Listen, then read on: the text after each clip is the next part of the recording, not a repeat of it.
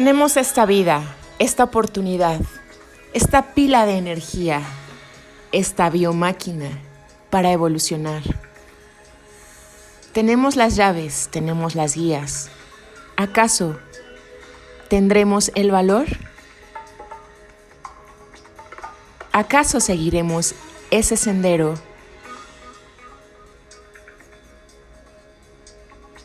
La montaña del conocimiento es alta, muy, muy alta. Hasta arriba está el ermitaño alumbrándonos con su luz. Sigue caminando, caminante, un paso a la vez. Muchas dudas vendrán, dolores, falta de respiración, sensaciones de malestar. Mantén tu propósito. Mantén tu propósito. El propósito y la voluntad te llevarán hacia esa cima.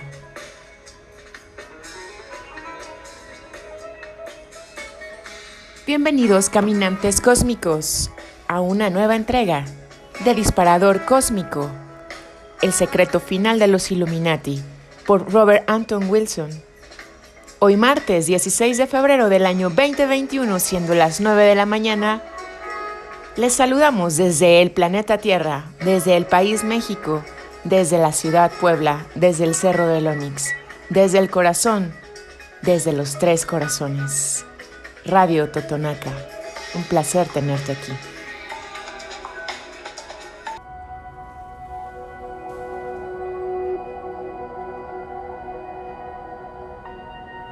La octava de energía.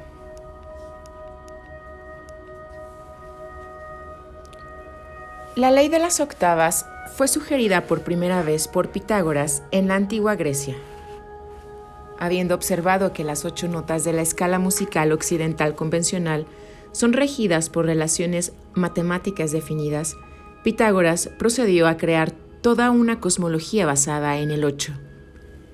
En este modelo octagonal, Pitágoras cometió muchos errores porque estaba generalizando a partir de datos insuficientes.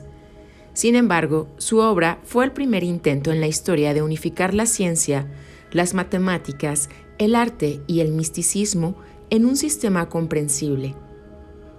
Y como tal, sigue siendo influyente. Larry Crowley y Buckminster Fuller se han descrito a sí mismos como pitagóricos modernos. En China, casi contemporáneamente a Pitágoras, los taoístas construyeron una cosmología basada en la interacción del yang positivo y del yin negativo, que produjo los 8 triagramas del I Ching, de los cuales se generan los 64 hexagramas. En la India, después de su iluminación bajo el árbol Bodhi, Buda anunció el noble óctuple sendero, Patanjali posteriormente redujo la ciencia del yoga a 8 ramas, o podríamos decir 8 pasos.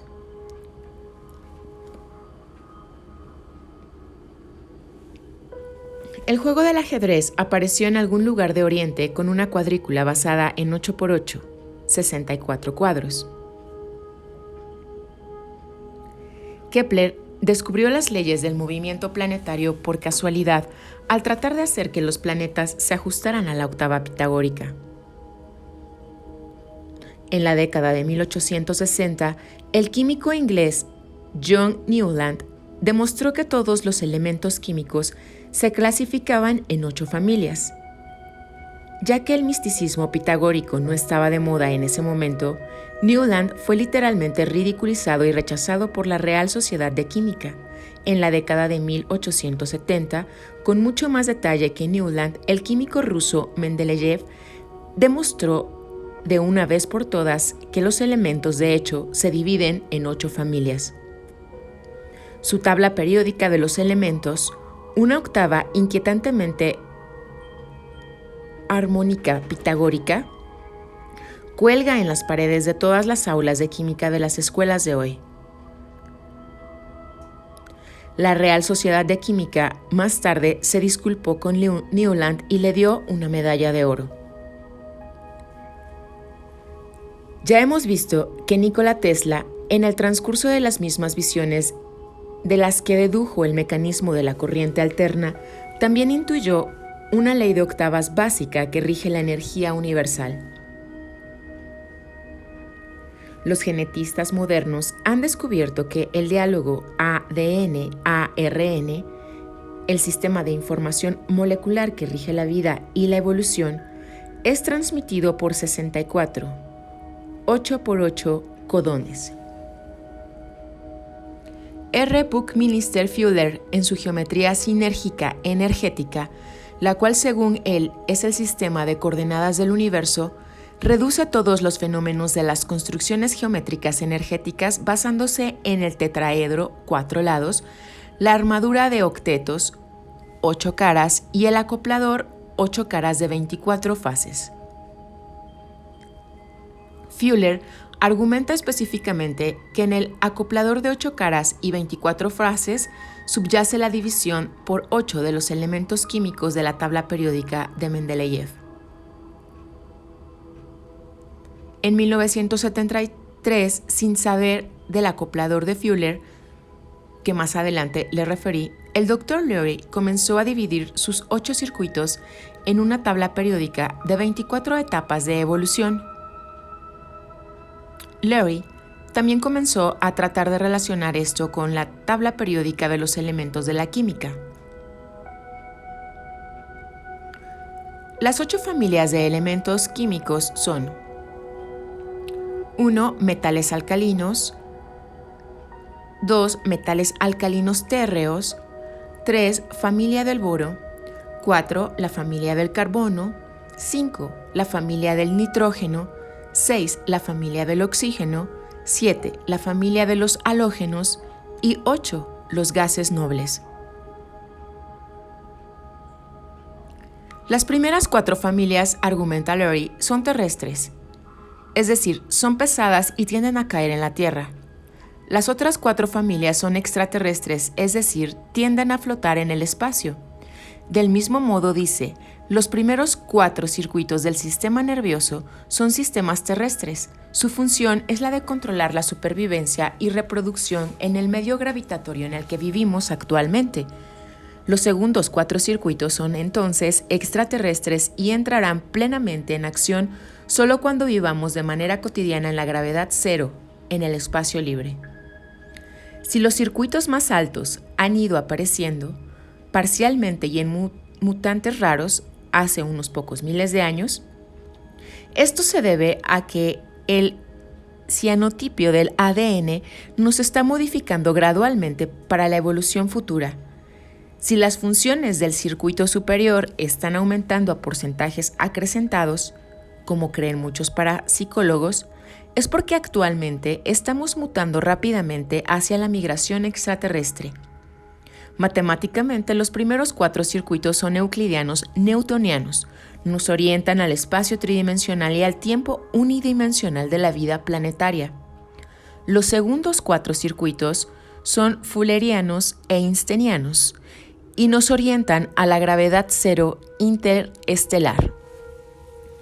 Es posible ver el desarrollo de un individuo si ella evoluciona hasta el 8º circuito y el desarrollo de la vida misma como el trabajo de esta octava de evolución. Por lo tanto, y aquí el autor nos presenta una tabla que voy a intentar leer.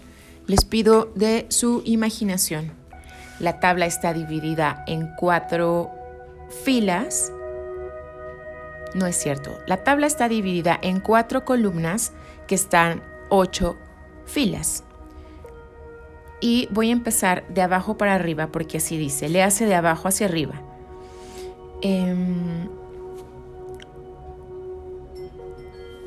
Primera fila, biosupervivencia, el recién nacido o la conciencia unicelular. La función celular corporal es que es el infante exigente. Entre paréntesis, conciencia marina. La función axónica o la salida es el vínculo madre-hijo o conciencia anfibia.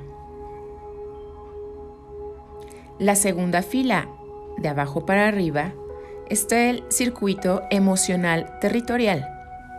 Su función dendrítica o de entrada es el bebé o mamífero Mendas. Su función celular corporal integradora es la del niño luchador o mamífero predador. Su función axónica o salida, el niño político o el vínculo con la manada. Tercera fila, circuito laríngeo manual o simbólico. Su función dendrítica de entrada, el niño aprendiz o paleolítico. Su función celular corporal integradora es el niño hábil o neolítico. La función axónica o de salida es el niño creativo o la edad de bronce. Cuarta fila. Circuito doméstico sociosexual. Función dendrítica de entrada, el adolescente o las bandas bárbaras. Función celular corporal o integradora, el padre o la civilización patriarcal. Función axónica o de salida, socialismo centralizado o unidad de colmena. Quinta fila. Circuito neurosomático. Función dendrítica de entrada, pasividad hedónica. Función celular corporal o integradora, ingeniería hedónica o yoga. Función axónica o de salida, sinergia hedónica o tantra.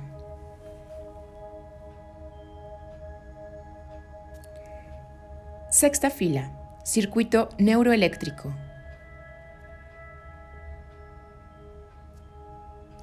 Función dendrítica de entrada, PES, percepción extrasensorial o precognición. Función celular corporal integradora,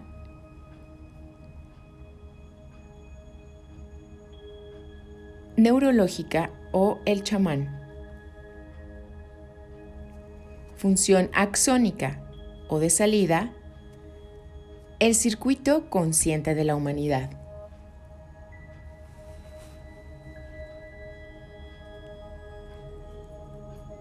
Séptima fila, circuito neurogenético.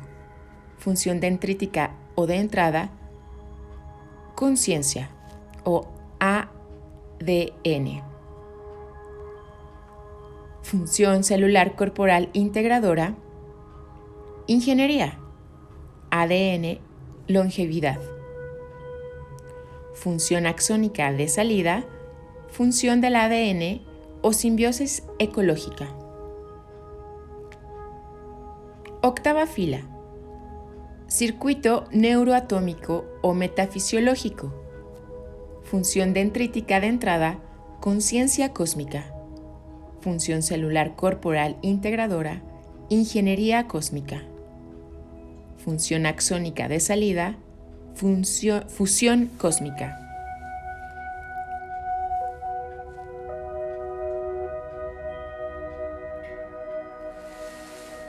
Aquí otra tabla explicando los circuitos. Esta tabla solamente tiene 3 columnas y 8 filas.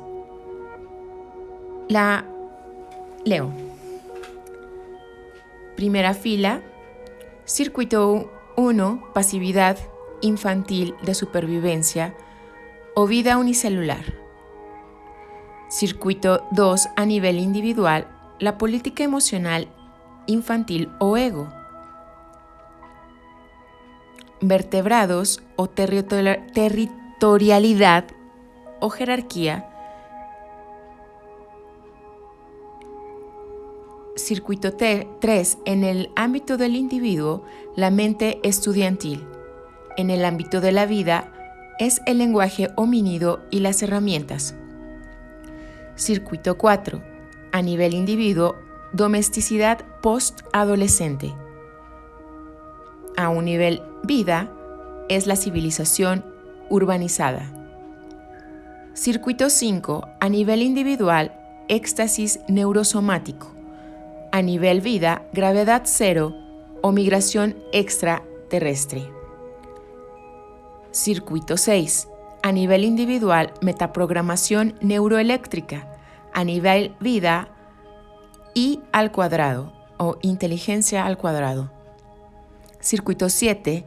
A nivel individual, es la conciencia neurogenética. A nivel vida, es la inmortalidad. El circuito 8, a nivel individual, es un Satori. A nivel vida, es la unión cósmica. Esto es muy similar a las enseñanzas de Gurdjieff. Se puede ser, según muchos, las enseñanzas secretas internas del sufismo. Los números de vibración y los niveles de conciencia, como fueron llamados por Gurdjieff, entran en la tabla de la siguiente manera. 384, centro de movimiento. Circuito 1, realidad invertebrada. 192, falso centro emocional. Circuito 2, realidad mamífera. 96, falso centro intelectual. Circuito 3, realidad paleolítica. 48, falsa personalidad. Circuito 4, realidad civilizada. 24, centro magnético. Circuito 5, realidad hedónica. 12, centro emocional verdadero. Circuito 6, realidad psiónica. 6, centro intelectual verdadero. Circuito 7, realidad inmortal. 3, esencia. Circuito 8, realidad cósmica.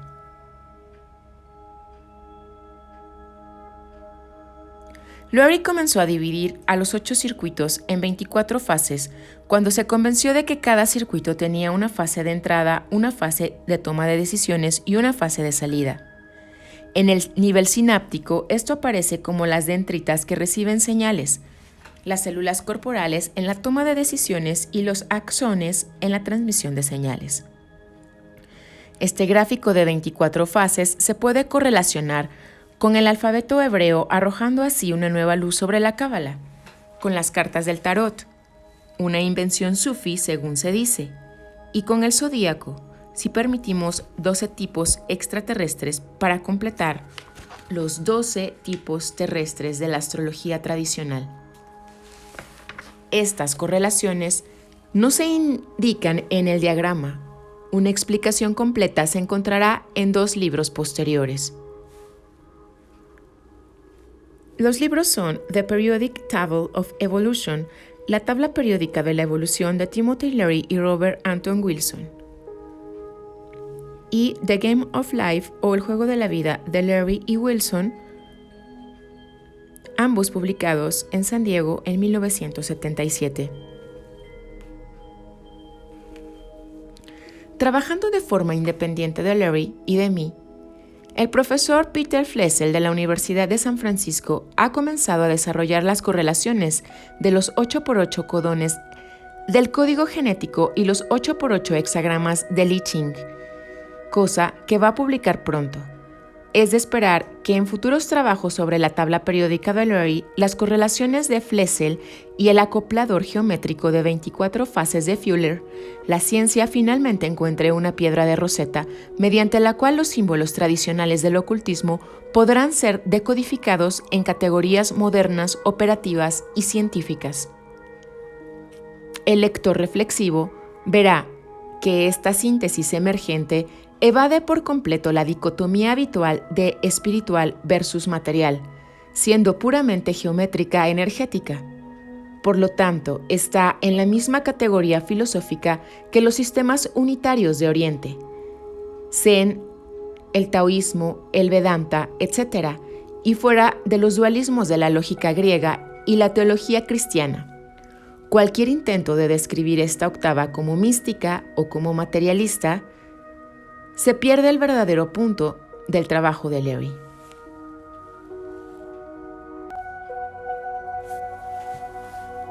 La ley de la aceleración. En la década de 1890, Henry Adams estaba convencido de que la tecnología estaba siguiendo una ley exponencial o geométrica, es decir, que los avances básicos no siguen una secuencia lineal como 2, 4, 6, 8, 10, 12, 14, 16, etc., sino más bien una secuencia exponencial como 2, 4, 8, 16, 32, 64, 128, 256, etc.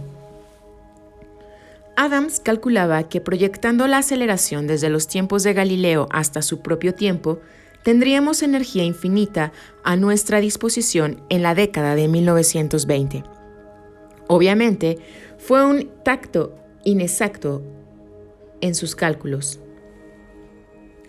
Pero no estaba del todo mal. Korzybski, Buckminster Fuller, Alvin Toffler y otros han demostrado con innumerables ejemplos de que muchas cosas en la tecnología están avanzando de forma exponencial, y claramente la tendencia general es que habrán más avances básicos, tanto en la teoría científica como en las aplicaciones tecnológicas, en cada generación que en cualquier momento anterior en la historia.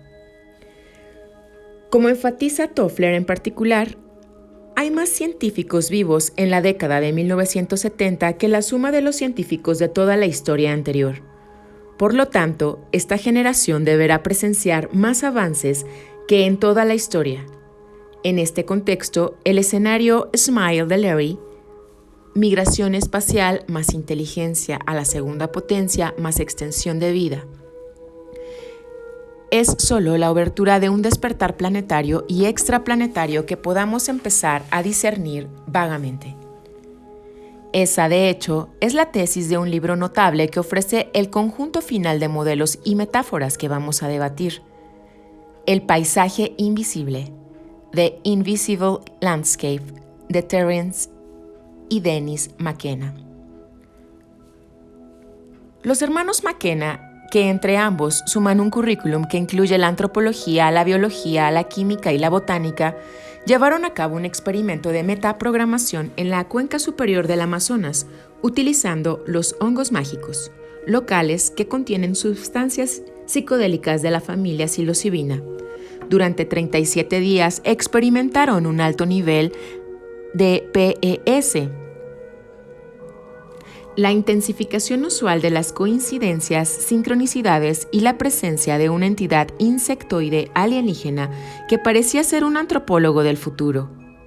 La historia del siglo XX apareció como el esfuerzo frenético, aunque inconsciente, de construir una nave espacial para escapar de la Tierra y regresar al centro galáctico. Esto ocurrió en marzo de 1971. Leary y Benner recibieron las transmisiones de la semilla estelar urgiendo el retorno al centro galáctico en julio-agosto del 73. Ya que los McKenna no publicaron su experiencia hasta el 76, no pudieron haber influido en Leary y Benner. En los 6 años transcurridos desde la experiencia en la cuenca del Amazonas, los McKenna han desarrollado un modelo para explicar la acción de los psicodélicos en general y su propia experiencia en particular. Este modelo es más detallado y específico de lo que puedo resumir aquí y sugiere numerosos experimentos en neuropsicología, química y física cuántica que pueden resultar de vital importancia para la ciencia en su conjunto. En pocas palabras, los McKenna consideran al universo como un holograma creado por la interacción de dos hiperuniversos, tal como un holograma ordinario es creado por la interacción de dos láseres. Una consecuencia de este modelo es que, si nuestro universo es un holograma, cada parte contiene la información del todo como la holografía normal. Como hemos visto, la interpretación de Sarfati del teorema de Bell y la teoría de Leary de la octava de los circuitos de conciencia también conducen a esta conclusión que en efecto significa que cada átomo contiene el cerebro del universo entero. Este es también el axioma básico de la magia y fue expresado originalmente en la tabla de Hermes en la famosa frase: lo que está arriba es como lo que está abajo. Los alquimistas y los ocultistas se refieren generalmente a este principio como el macrocosmos está dentro del microcosmos. Pero la teoría de los McKenna va mucho más allá de esto. Hay 64 escalas de tiempo en el holograma de nuestro universo, dicen, y cada una se relaciona con uno de los 64 8x8 hexagramas de I Ching. Lo que llamamos mente o conciencia es una onda estacionaria de estos 64 sistemas temporales. A medida que los dos hiperuniversos que componen el holograma de nuestro universo conocido interactúan en el tiempo, la mente se manifiesta más en nuestro continuum. Esto significa en términos físicos concretos que los vínculos cuánticos del ADN están evolucionando más y más rápidamente. Estamos montando no una, sino 64 ondas evolutivas, todas dirigidas hacia un despertar cósmico, algo como el punto omega propuesto por el paleontólogo Teilhard de Chardin.